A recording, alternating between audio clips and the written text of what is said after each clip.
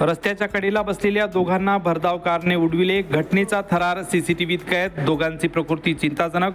गोंदियाच्या फुलचूर येथील घटना। गोंदिया आज दिनांक 2 सप्टेंबर सोमवारला सकाळी 6 वाजेच्या सुमारास गोंदियात कार अपघाताचा थरार बघायला मिळाला। संपूर्ण घटना सीसीटीव्हीमध्ये कैद झाली आहे। गोरेगाववरून गोंदियाकडे येत असताना गोंदियातील फुलचूर पॉलिटेक्निक कॉलेज समोर भरधाव कारने रस्त्याच्या कडेला बसलेल्या 2 ट्रक ड्रायव्हर व एक सायकलसार इसमाला उडवले। या घटनेत 2 ट्रक ड्रायव्हर व सायकलसार गंभीर जखमी झाले आहे। कार चालक भरधाव वेगाने गोंदिया शहरातील गणेशनगरकडे जात असताना ही घटना घडली।